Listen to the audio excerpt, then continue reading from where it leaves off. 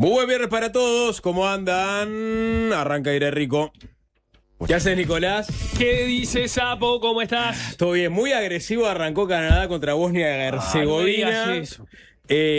Los locatarios jugando en Toronto acaban de estar en las puertas de anotar su primer tanto. ¿Qué pusiste en esa penca? No me voy a fijar hasta que termine de hecho, no me voy a fijar hasta que termine la jornada para ver si sigo en ese cero clavado. ¿No lo recordás? No recuerdo. ¿Vos te acordás los resultados que pusiste de estos partidos? No, quiero ser tenés razón, despectivo, pero me fijé, menores. claro, me fijé. ¿Te fijaste? No me fijé. Porque pensé que de repente me había equivocado, porque lo llené hace tiempo, y miré cómo venía cada uno y dije, no, está bien lo que puse. Sí, está bien. Para mí es un empate, sin saber lo que puse. Esto es un empate. ¿Qué? ¿No? Decime. ¿Qué? Sí, yo puse ¿Sí? un empate. Un empate. O sea, siendo que Bosnia es más que Canadá, pero Canadá es locatario. O sea, acaba de empezar por segunda vez el Mundial, porque arrancó en Canadá, ¿no? Se arrancó en México, ahora arrancó en Canadá. ¿Cómo andas, Mili? Hola. ¿Todo bien? ¿Todo tranquilo? Bien. ¿Futbolera Mili? No. No. Hablamos con Mili, hablamos con Pipo, por ejemplo, también, que lo tenemos ahí. ¿Por qué no sos futbolera, Mili? Acércate al micrófono, por favor. No me gusta. ¿No te gusta? ¿Qué es lo que no te gusta del fútbol? El Owl, dice ahora.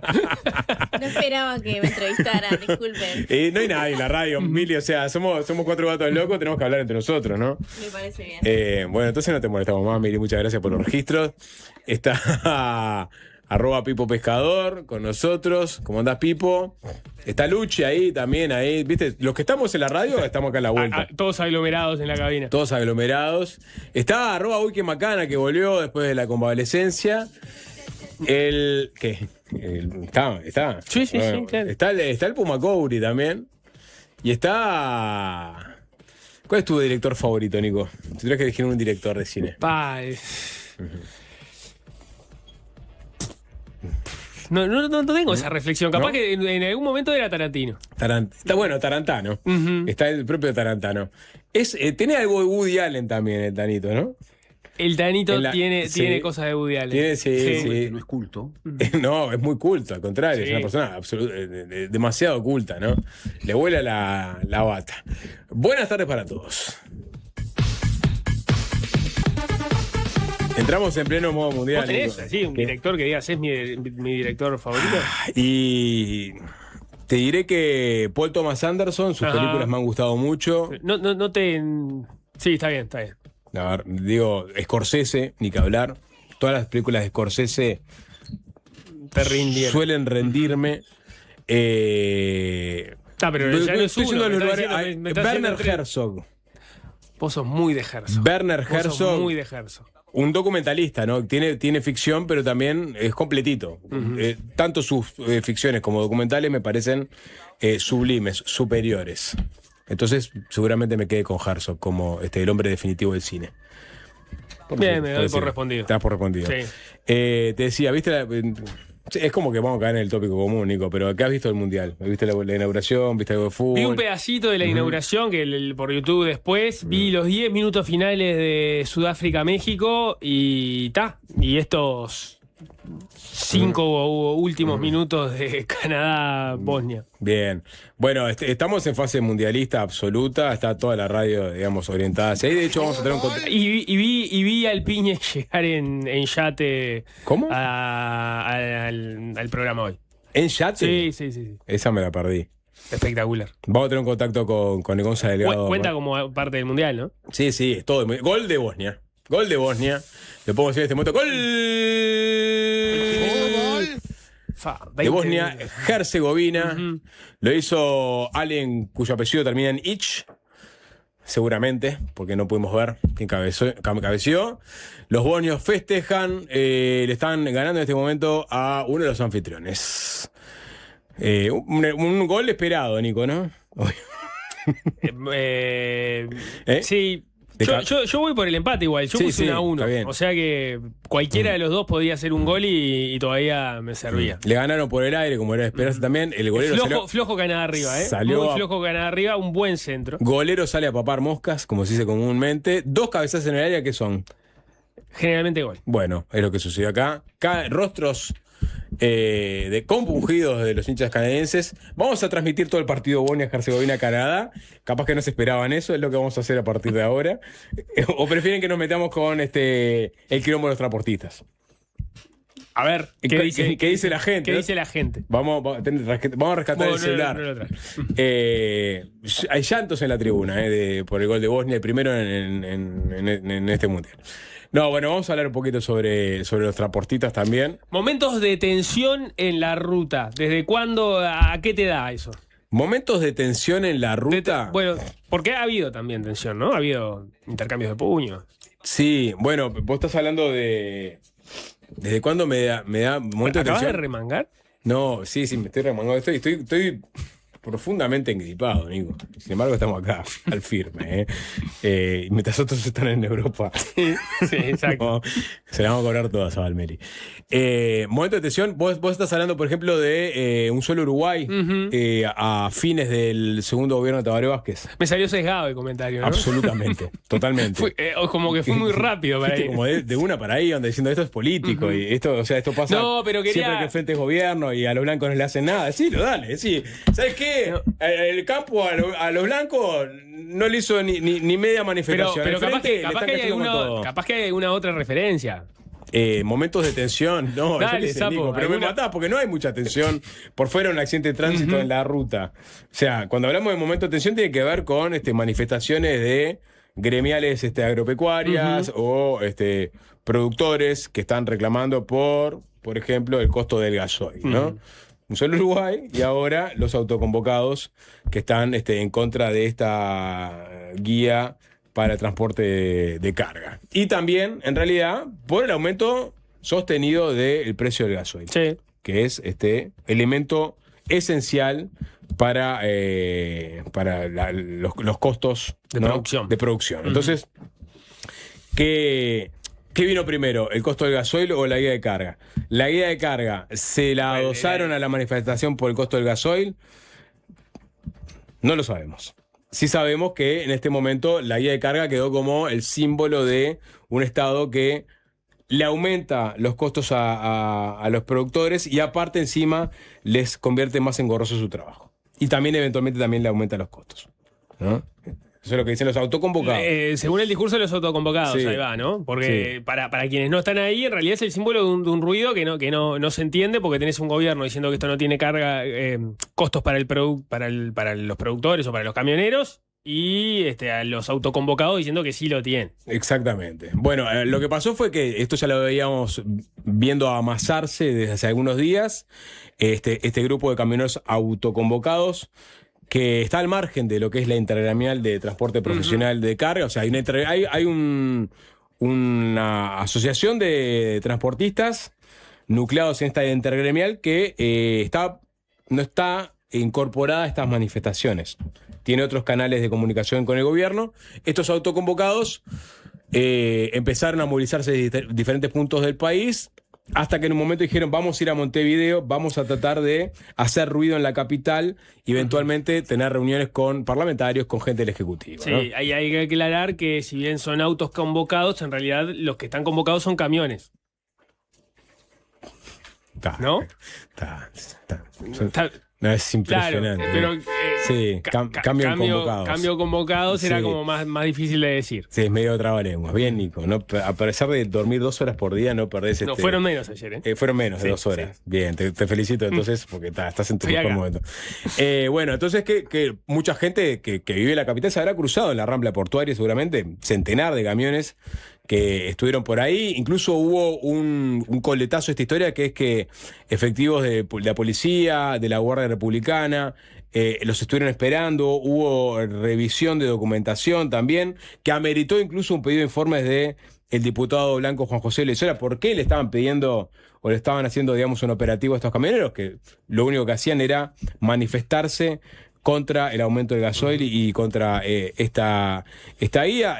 Arrancó la manifestación sobre la noche del miércoles. O sea, venían desde el norte hasta el sur, ¿no? Y realmente era impresionante por momento la cantidad de camiones que se vinieron hasta Montevideo.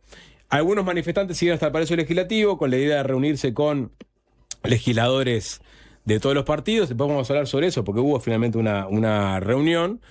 Pero si les parece, en un momento se dio una rueda de prensa en donde algunos de estos autoconvocados, sobre todo su vocero en esta instancia fue Tulio Rodríguez, quien habló con la prensa. No sé si lo tenemos, Tanito, ahí para empezar a escuchar.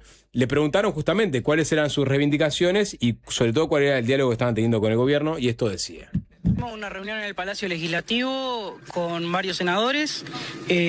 La verdad que escucharon nuestras inquietudes, escucharon la realidad, escucharon que la ITPC y el SUCTRA no nos representa, porque si nos representara no hubiéramos hecho 600 kilómetros para venir acá vacíos, con un montón de camiones, más de 200 camiones están reunidos acá hoy, porque estamos cansados, el pueblo se cansó. Lamentablemente estamos cansados de que nos metan la mano en el bolsillo, de más impuestos, de un gasoil carísimo. No da para más esto. ¿Qué se pide? ¿Se pide que se anule la guía de carga? Se pide la anulación de la guía de carga ya, el no a la guía de carga. Acá no hay negocio, es no a la guía de carga y el combustible a un precio razonable, no a precio de oro. Se reunieron, según nos relata, con legisladores de la oposición. Esas decisiones que ustedes están pidiendo vienen del Ejecutivo. Lo que estamos pidiendo nosotros viene de parte de nosotros. Me imagino que querrán un intercambio con la ministra, con alguien de presidencia. Es allí donde se va a tomar la decisión. Correcto, es ahí donde se va a tomar la decisión y lo que queremos es ya, basta. ¿Y cuál es el margen de negociación? Porque ustedes dicen que no quieren la guía, como que no parece haber espacios. La negociación, no a la guía. Ya está, no a la guía o vamos a seguir parados. No a la guía o vamos a seguir parados. O sea, no hay negociación por ese lado por parte de los autoconvocados. Exacto. Y ahí, cuando hablaban tanto de ITPC como de SUTCRA, está hablando de las gremiales de transportistas, o sea, de los empresarios transportistas y del sindicato de trabajadores del transporte. En este caso, ambos no son necesariamente coincidentes en eso, tienen posturas distintas entre sí también, pero tienen una postura distinta respecto a la guía de carga. El SUTCRA en realidad la pide, la quiere, porque entiende que va a tener con eso mayor control, o una vía para tener mayor control también sobre las condiciones de trabajo de ellos mismos. Y por otro lado, la intergremial se ha mostrado mucho más dispuesta y han logrado, ahora podemos comentarlo, mayores puntos de entendimiento con el gobierno. Claro, ahí hay un tema igual, se quiere una zona gris, que es el control de las relaciones laborales dentro de... Porque ahí sí que el gobierno habla de que no tiene nada que ver con el control digamos, o la evasión o las jornadas laborales. O sea, ahora más adelante vamos a escuchar a la ministra Echeverri. Acá se habla, cuando se le pregunta a las autoridades de gobierno para qué se va a utilizar esta guía de carga, básicamente hablan de, por un lado, la trazabilidad obviamente de la carga, pero tiene que ver también con la información que va a generar esta guía, que va a permitir saber qué tipo de carga circula por determinadas rutas, y en todo caso eso obviamente te permite saber en dónde vas a tener que invertir más rápidamente en la refacción de ruta, porque hay cargas más pesadas que otras. Obviamente hay una suerte de contrato entre partes y entre el que transporta la carga y al que le da la carga y el que la recibe, y eso de alguna forma va a facilitar esa interacción entre las partes. Se habla de eso, no se habla de un control o fiscalización de las condiciones laborales de los trabajadores de transporte. Sí, ahí eso parecía estar mucho más arriba de la mesa cuando se discutía el SIC-TRAC, ¿no? En el segundo gobierno de Vázquez, que lo dejó como a punto de comenzar a implementarse, y creo que fase de prueba hacia el gobierno de Lacalle Pou, que rápidamente lo sacó de arriba de la mesa. En el periodo de Lacalle Pou se pasó todo el periodo hablando de que se iba a instrumentar un sistema de seguimiento de gestión de la carga, algo que tampoco terminó dándose. Digamos, básicamente se atravesó el periodo sin que eso ocurriera.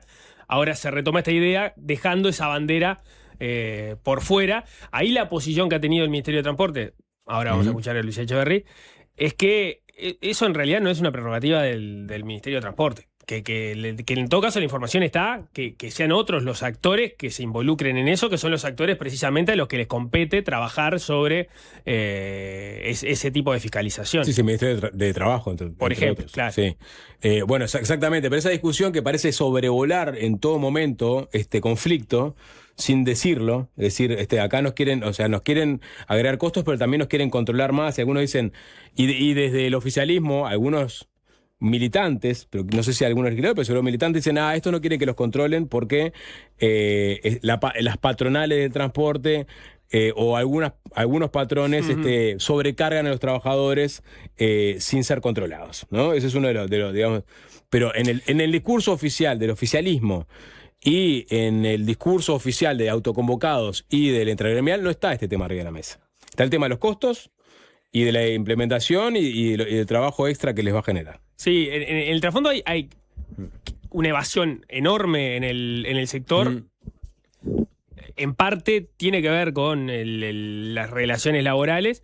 Creo que no es el único factor que está arriba de la mesa, y entiendo que ahí también puede venir parte de los resquemores de una parte de los que están involucrados en esta cadena. Hay que ver bien quiénes. Respecto a las relaciones laborales, lo que han explicado, noto que nada ha trabajado muchísimo este tema, y pueden consultar los contenidos que han hecho al respecto. De hecho, hubo un resumen hace un par de días bien interesante de toda esta discusión.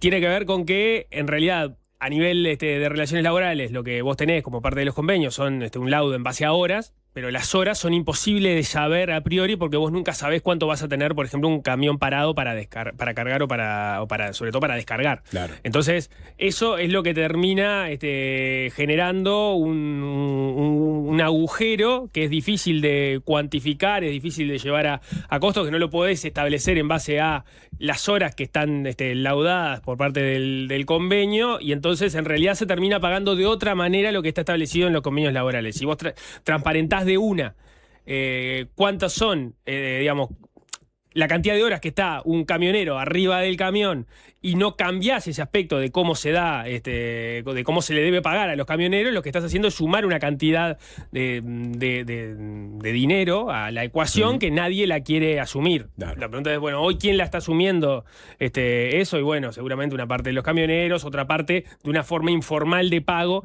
que no está debidamente transparentada. Bien, vamos a escuchar a Lucía Echeverri porque escuchamos al vocero de los autoconvocados hablando de que están en contra de la guía por los perjuicios que les va a generar económicos. Incluso decía Tulio Rodríguez, este vocero, que ya les están llegando notificaciones sobre la implementación. Bueno, Echeverri lo que contó hace una semana y algo acá en Aire Rico, cuando hablamos sobre este tema, es que ellos ya tuvieron reuniones en mayo, 2 reuniones. Vamos a escuchar lo que decía porque hay discursos que se contradicen entre lo que cuentan los autoconvocados y lo que cuenta el gobierno.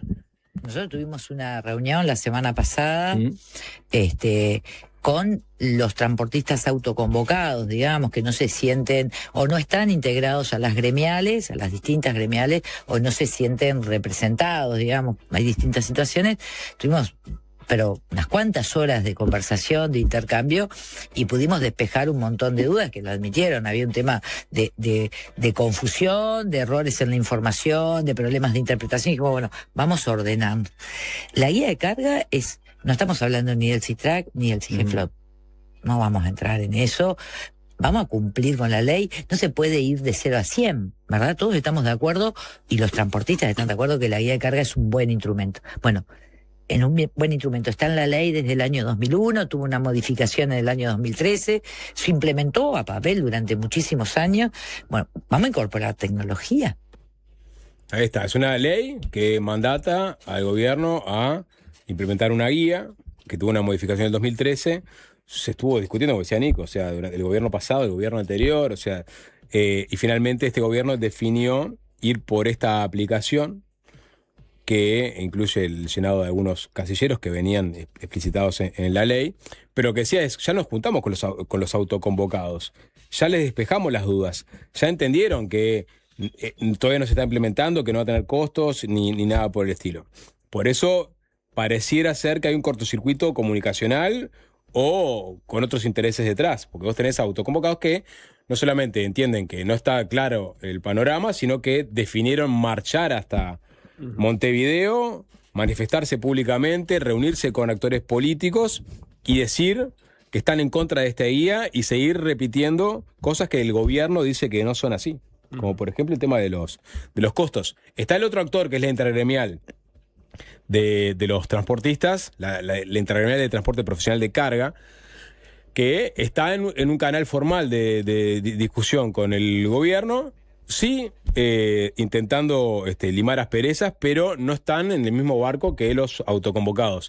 Habló su vocero, si no me equivoco, no sé en qué medio fue, pero no importa, es Ignacio Azumendi, que decía lo siguiente.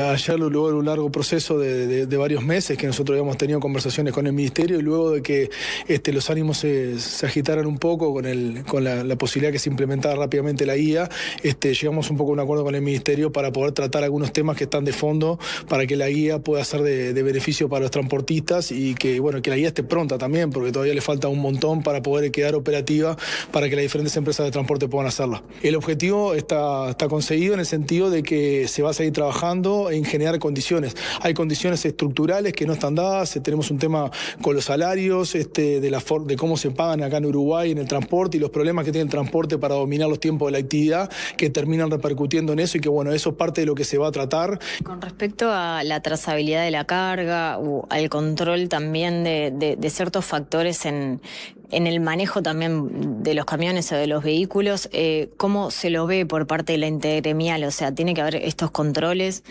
Bueno, la trazabilidad de la carga es el objetivo declarado que ha planteado el Ministerio, el oficial.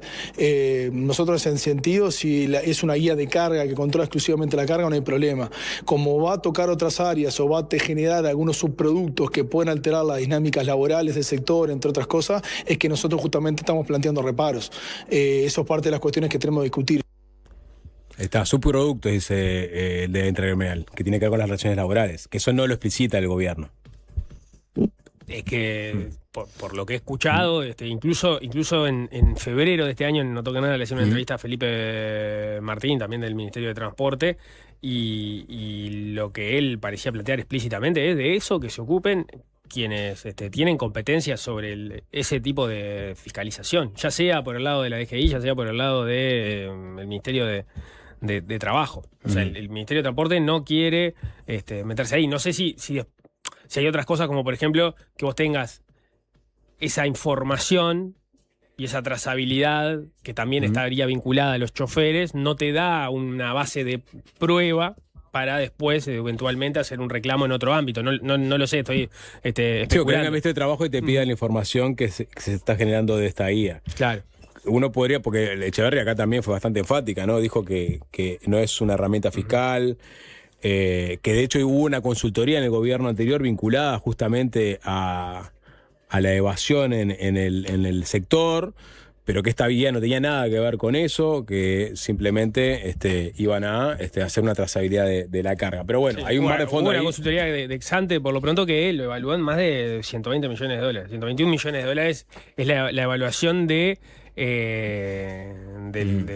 lo que estaría de la informalidad en el sector, no necesariamente vinculado a temas de aportes patronales, por ejemplo, sino que tiene que ver con IVA, con el impuesto a la renta. Ahí está. Bueno, por eso hay un tema de fondo ahí que me imagino que el gobierno también querrá atacar, pero acá el Ministerio de Transporte quiere como separar bagre de tararira, como decía el expresidente. Pero claramente, además del problema con el gobierno de estos autoconvocados, también hay un problema, y lo dejaba muy explícito Tulio Rodríguez cuando lo escuchábamos hablar, el vocero, que tiene que ver con la representatividad que entienden que no tiene la gremial de transportistas para lo que son sus reclamos, ¿no? De hecho, el 9 de junio, o sea, ahí precisamente luego de ese encuentro que tuvieron entre el Ministerio de Transporte y la intergremial, emiten un comunicado en conjunto, con puntos acordados, ¿no? Y ahí dejan de manifiesto, o sea, tanto los transportistas agremiados como el Ministerio de Transporte, que dicen que la guía no tendrá costos directos y que se buscará minimizar los costos indirectos, para lo cual se está trabajando en su simplificación, así como en la posibilidad de verificaciones automáticas según los diferentes actores del sector, que se establece que el actual periodo es de prueba, motivo por el cual se irán realizando los ensayos y ajustes que cumplan el objetivo mencionado en el punto anterior, que llegado a los acuerdos sobre su diseño e implementación, se definirá su puesta en vigencia en forma progresiva y previa instancia de valoración de acuerdo a las diferentes escalas de las empresas del sector, lo que no significará su obligatoriedad, sino hasta que estén las condiciones de prueba cumplidas por parte de la mayoría de las empresas. O sea, son más puntos, pero a lo que voy y lo leía para decir, bueno, esto está muy lejos. O sea, lo que acordó la gremial está muy lejos no necesariamente de lo que pretenden los autoconvocados, sino de lo que sostienen los autoconvocados que está ocurriendo. Claro, ¿no? exacto. Sí, totalmente, por eso. Y hay un ringirranga político que ya vamos a ir a él, porque esto obviamente escaló en la discusión política de medios, de Twitter, porque hubo cruces fuertes entre legisladores, lo vamos a compartir, pero queda justamente, o sea, el gobierno trata por todos los medios de despejar las dudas o las quejas sobre los costos. Si le adhiere costos al transporte, si va a haber multas, si se está intimando a usarlo en este momento. Y en todos esos casos fue bastante enfática Echeverri.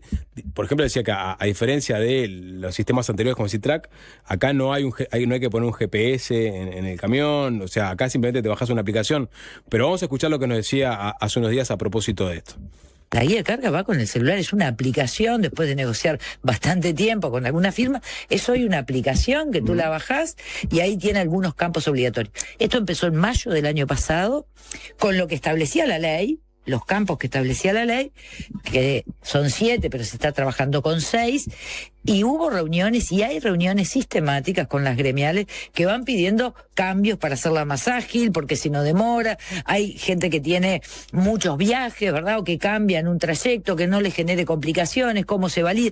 Todos esos aspectos, es un diseño de un software para el cual hay obviamente capacidades técnicas del Ministerio, pero tenemos una empresa de primer nivel que está trabajando en eso, que es la que va generando justamente el software, y todos los aspectos que están planteando, que quieren que sean modificados, se están validando. Entonces, no hubo oficialmente ninguna comunicación, y en las reuniones, lo que me dice de parte de la Dirección Nacional de Transporte, ninguna fecha, ni de fiscalización, ni de obligatoriedad, mucho menos de multa. Yo creo que fue en el nerviosismo. Claro, te comunica cuando este sistema interactúa con los pórticos que se están colocando, además, van 7, si no me equivoco, con las camionetas móviles, que son 10, y con las balanzas, ¿no? Las 32 balanzas. Allí la cámara capta y tiene la información de si está con guía o no. Por lo tanto, empezó a informar que la guía está operativa, si la tiene activa o no, para que pueda efectivamente bajar la aplicación, empezar a probarla.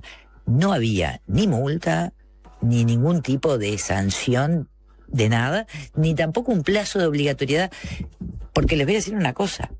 En Paysandú, buena parte de los transportistas que fueron al taller para familiarizarse, aspectos técnicos, ¿no? Lo que plantearon era que necesitan que también haya una aplicación para los iPhone, porque esto era solamente con Android. Se está empezando la negociación y el diseño. Entonces, se está empezando la negociación y el diseño. O sea, Echeverri dice, a diferencia de lo que plantean los autoconvocados, que ya le están llegando los mensajes, ella explicaba ahí.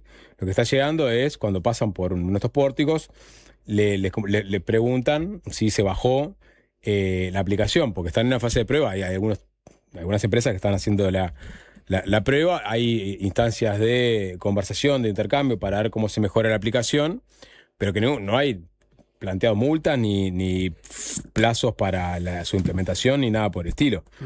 Estamos en una conversación en donde claramente hay un ruido en el medio. Y ahí entra la política también. Si les parece, vamos a meternos. Hay algunos dirigentes políticos que abrazaron de alguna forma la causa de los autoconvocados. El gobierno, a través de también algunos diputados y senadores, salió a defender la forma en que vienen negociando con los transportistas la implementación de la guía.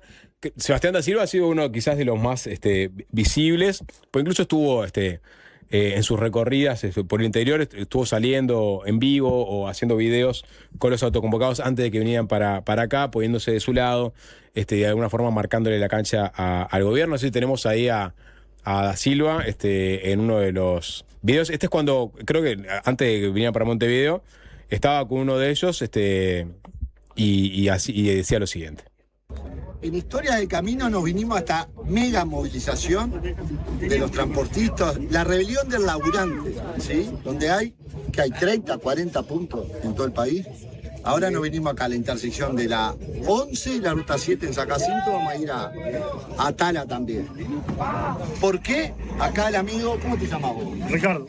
Ricardo, ¿sos de acá a la vuelta? A 6 kilómetros, 7 kilómetros. Está. ¿Y por qué estás parando acá y peleando? Y acá estamos acompañando a todos los productores, camioneros, prestadores de servicios, por los altos costos de producir, de trabajar. Y por la guía. Por la guía. Hay una guía que a alguna mente privilegiada se le ocurrió, en donde cada carga de una chata de tomate, un camión de novillo, un viaje de urea, tiene que tener una especie de, no sé, posgrado en telefonía. ¿Qué es lo que pasa si está mal la guía? ¿Quién lo paga? El transportista. ¿Cómo lo paga? ¿Con multa de 2.000 pesos? No. ¿Cuánto es la multa? 40, 50, 60.000 pesos. Entonces, nosotros estamos apoyando en el costado todo lo que es el laburante. Acá no hay ningún sindicalista, nadie le paga nada. Lo que hay es pérdida de laburo, dejar de hacer las cosas por tratar de tener un país mejor. Bien, estaba Sebastián da Silva de algún punto de los encuentros de manifestantes. El manifestante está hablando de los costos de combustible y la guía. Y la guía apunta. La Silva le dice, y la guía, no se olviden de la guía. Y uno entiende que hay cierta impostura acá también, ¿no? O sea... Vos entendés, yo me voy a desmarcar. Bueno, ¿qué es cierta impostura en el sentido de Da Silva o de...? No, de Da Silva, creo. De eso cuando dice que tenés que tener un posgrado en telefonía celular. Igual estaría bueno tener, capaz que alguien nos haga una explicación, digamos, de cómo funciona didáctica de cómo funciona la guía para ver realmente si es tan engorroso o no, si realmente te complica tu trabajo, o sea, si te encarece también la labor por el hecho de tener que formarte en eso o tener que estar llenando los campos. Eso es un tema. Sí, ¿no? Lo que pasa es que si entre el ministerio y los transportistas, o estos transportistas, no los del intergremial, no pueden comunicarse si la guía ya está siendo obligatoria o no, si está teniendo costos y multas o no, va a ser mucho más difícil explicar el funcionamiento de la aplicación, por más sencilla que sea. Claro, pero acá tenés una ministra que dice que no hay multas, que no se está intimando a nadie y cuando eso atraviesa el canal y llega a la persona del autoconvocado, el autoconvocado escucha o recibe algún tipo de comunicación que hace que eso que está transmitiendo la ministra entienda que no sea así. Entonces, lo que digo es, si ese punto de base de si la guía es obligatoria o si la guía tiene algún tipo de obligatoriedad o algún tipo de costo directo, no logran ponerse de acuerdo en esa comunicación, la comunicación y la pedagogía sobre cómo utilizar la aplicación web, sí entiendo que puede llegar a ser compleja. No, totalmente. La pregunta es, ¿hay manija o hay preocupación real por parte de... ¿Qué hay? ¿Qué tenemos acá? ¿Tenemos un gobierno que está siendo 100% transparente en cuanto a la implementación de esta guía? ¿O está escondiendo cosas? ¿O comunica hacia afuera una cosa y después cuando se junta con estas personas se comunica otra? ¿Hay políticos que están tomando partido y exagerando un poco, digamos, los impactos que puede llegar a tener la guía? ¿O realmente están del lado de los trabajadores que, por un lado, se quejan bien por el costo del gasoil y le adosan el tema de la guía, como decir, vos mirá, el gobierno no solamente te sube los combustibles, sino que también te hace más engorroso tu trabajo? O sea, tenemos hay una disputa política, claramente, acá. O sea, tenés una dimensión técnica que cada uno, a partir de lo que escuchamos, interpretará quién es más claro y quién es más vidrioso, pero tenés una disputa política, claramente. Sí. Y ahí aparece esa reminiscencia a lo que fue los movimientos de Un Solo Uruguay en el segundo gobierno, sobre el final del segundo gobierno de Tabaré Vázquez, ¿no? Porque ahí sí tenés actores que se repiten. Algunos de los voceros que han aparecido en estos días hablando por parte de los autoconvocados eran voceros también de Un Solo Uruguay. Ahí hay nombres que se repiten, que tienen su trazabilidad, que de hecho no es que esté escondido, es realmente así. Y ahí es donde del Frente Amplio se ha salido a apuntar pero en 2022 también subió el gasoil, subió mucho, y ahí no se estaban cortando las rutas. Sí, igual, a ver, no se cortaron las rutas, pero también hubo molestias de diferentes colectivos o gremiales. A ver, es una queja histórica, ¿no? El precio del gasoil, el subsidio cruzado para financiar el transporte de la capital, el tema de que cuando el gasoil baja no se lo baja en la proporción de cuando se lo sube. O sea, todas esas cosas están arriba de la mesa y son endémicas, si se quiere, de Uruguay. Ahora se le agregó y esa discusión es totalmente pertinente y es un reclamo totalmente pertinente. El tema es si esta guía realmente es tan engorrosa como se está diciendo.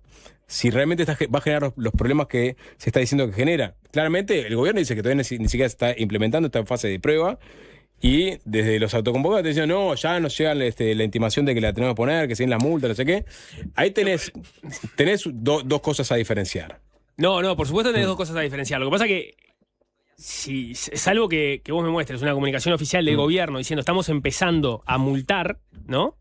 Y alguien que ya le haya llegado una multa, en realidad el tema no es ese. El tema es por qué el caldo de cultivo es tal que ante una implementación de una iniciativa que puede o no, y eso sí es terreno de discusión, tener algún costo indirecto, directo o indirecto a los camioneros, se termina generando esta reacción.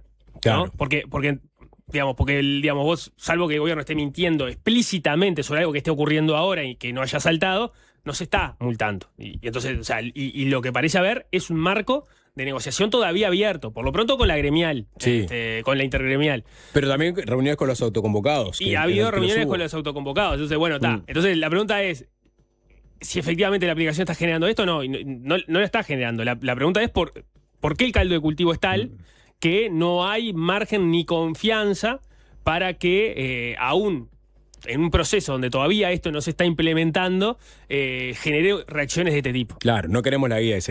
Tuvimos un intercambio, no sé si lo tenemos por ahí, en Twitter también. Sebastián Valdomir, el diputado del MPP, que fue presidente de la Cámara de Diputados el año pasado, hasta el año pasado. Hasta este año, febrero.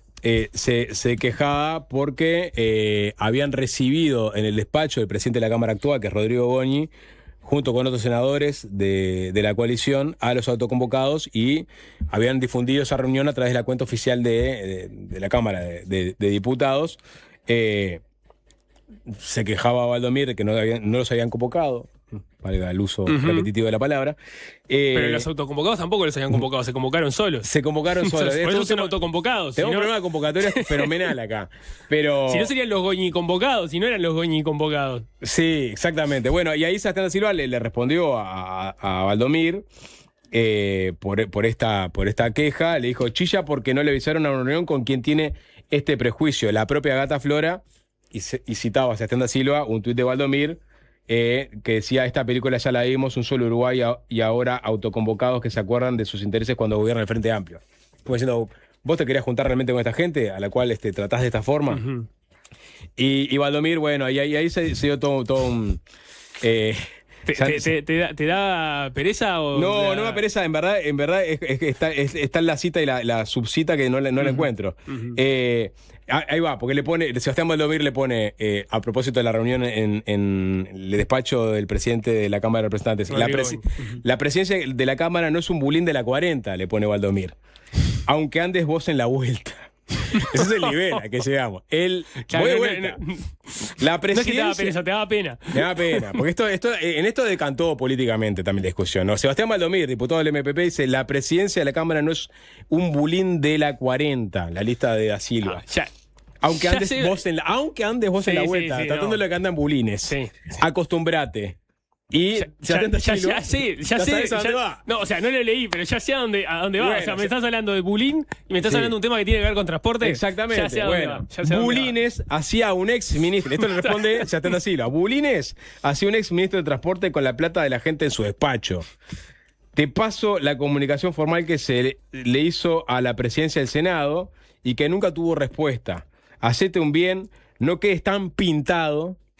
¿No? Porque está hablando de... Fue muy cándido, Valdomir. Claro, se la dejaste regalada. No que es tan pintado como tu correligionario exministro Enrique Pintado, está hablando, ¿no? Sí. Querete un poco más, mirá que en la próxima para pedir el voto vas a tener que meter tu carita y no la del Pepe. Y ahí, estimado tocayo, será por la razón de ahora que no la veo.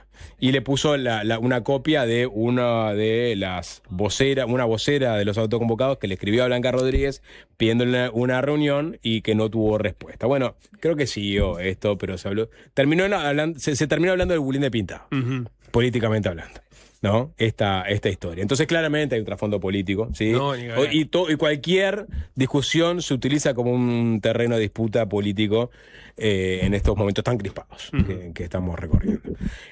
¿Algo más para agregar sobre esto o no? ¿O sí? No. O sea, creo que el bulín de Pintado es el punto final de cualquier conversación. ¿Vos te acordás que tenía una alcancía de Batman, no? Sí. ¿Te acordás? Sí, claro. Era un tema que periodísticamente seguiste mucho. Sí, era porque era para seguirlo hora a hora. Vamos a escuchar un poco de música. No te pasé todavía, Pipo, la música. Te la voy a pasar. También todos ustedes un video que te pasé también a mano. Ahora te lo voy a pedir también. Porque, a ver, desde el norte, quizás lo más interesante a nivel deportivo que está llegando no son los partidos del Mundial, sino que, no sé si viste algo, Nico, del cuarto partido de las finales de la NBA. No vi nada. Voy con los Knicks. Vas con los Knicks. Sí, bueno, ganaron los Knicks en un partido épico, una remontada de, no sé, Nico Cobre me dirá más de 30 puntos. O sea, venía perdiendo todo el partido, bajo feo, y en el último cuarto. Los Knicks son así. Yo no tengo ni idea, yo soy muy poco del básquetbol y sigo muy poco la NBA, pero a cualquiera le llegó este partido por la épica del resultado, porque está en un partido de quedarse con la Copa y porque se jugó en Nueva York. Claro, jugaban de locales. Cuando hay 5 jugadores de las Knicks en la cancha, sí, todo puede pasar. Estás afiladísimo. No, lo que te quiero decir es que me interesó más, creo que el entorno se jugaba, porque todo fue icónico el otro día. Se jugaba en el Madison Square Garden, que es como un lugar icónico por la música, por el deporte. Los vi a los Knicks jugar ahí. ¿En serio? Sí, claro. Ah, la mierda. ¿Estuviste en el propio Madison Square Garden? Contamos un poquito. No recuerdo nada. no entendía nada. ¿Del básquetbol o qué? Exacto, del básquet. Del básquetbol. Pero había como un ambiente, ¿no? Sí, no, es divino. Es espectacular, ¿no? Y había mucha celebridad, por ejemplo, estaba Larry David, estaba Jerry Seinfeld, Adam Sandler, estaba Timothy Chalamet, todos ahí adelante, ¿no? Atrás del técnico. Estaba Spike Lee, o sea, gente muy icónica también de Nueva York. Y lo que fue los festejos después, porque Nueva York se ve que tiene esa cosa que son todos muy hinchas de su ciudad y digamos, cada vez que sucede algo con la ciudad de relevancia deportiva, cultural, política, es como que explota. Explotan todos los bares, explotan no solo. Hábleme por el oficial, Cobri, por favor, gracias. No sea tímido. Al partido anterior, que fue el primero en Nueva York de las finales, había ido Trump. Ha ido Trump, claro, y todo el mundo dijo que era mufa. Claro, Trump. porque es el único que perdió Nueva York en la serie hasta el momento. Claro, el Pipo me va a entender, en el entretiempo de este partido cantaron los Wu-Tang Clan, ¿no? Que son una de las bandas de hip hop más importantes y también referencia de Nueva York. Van 3-1 entonces. Van 3-1. Con la próxima ya está. La próxima, si ganan en San Antonio, ya está, se quedan con la copa. Go Knicks. Go Knicks. Y la calle fue increíble, porque después en la calle salió todo Nueva York a festejar. Todo, salió en Manhattan, en Brooklyn, en el Bronx, en Queens, en todos los barrios grandes. Salieron a celebrar. Y ahí queda realmente claro el multiculturalismo de Nueva York y que queda perfectamente graficado en este video, pero que también se escucha el audio. Que ¿Un aire de Valmeli puede ser? Tiene un aire de Valmeli, exactamente. Podría ser una La voz del 25.000 pesistas. Claro, bueno, quizás está en Nueva York. Porque las entradas salían de $22.000 para arriba, ¿no? Puede que se haya tomado un avión para ir al partido y volverse a Europa. Sí, o sea, 25 lucas puede haber gastado perfectamente en una entrada, que era más o menos lo que salía una reventa. Y salía más, ¿no? Había entradas de $200.000. Pero vamos a escuchar a este hincha de los Knicks después del partido, donde hicieron destrozos los neoyorquinos también, pero con este mantra que es muy representativo de lo que es Nueva York. I got 4 things I want to say right now. No. My mayor's still Muslim. Yeah. My Bengals still Jewish. Yeah. The Pope's on our side. Bitch and Totalmente sacado el muchacho y la barra, dice: mi alcalde sigue siendo musulmán, mis bagels siguen siendo judíos, el Papa sigue estando de nuestro lado y los Knicks en la quinta. Como diciendo, bueno, todos los dioses están de nuestro lado en este momento. Y veías las celebraciones y la verdad que fue, más que el partido que fue épico, lo que pasó después fue más épico. Entonces me fui a escuchar, a ver, bueno, y Nueva York debe ser la ciudad a la que le cantaron más cantidad de músicos. Por lejos, por lejos. Me encontré una playlist que es insondable absolutamente, con todas las canciones que hacen referencia o a Nueva York, o a barrios de Nueva York, o a lugares o esquinas. Y no hay artista que no le haya cantado en Nueva York, de los grandes anglosajones. No hay. Vos pensalo, y alguien habló de una esquina. El Reja. No, anglosajones, dije. Anglosajones. Bueno. Pero creo que la más icónica es esta, que habla. ¿The Beatles? Los Beatles no llegué a escuchar todo. Lennon sí. Está bien. Lennon sí. Está bien. Lennon tiene más de una que habla de Nueva York. El que más representa a Nueva York, me parece, porque habla del brillo de Lincoln Opera y las luces de Manhattan, pero también te habla de las calles sin luz y los tranzas latinos, es Lou Reed, que bien lo grafica en Dirty Boulevard.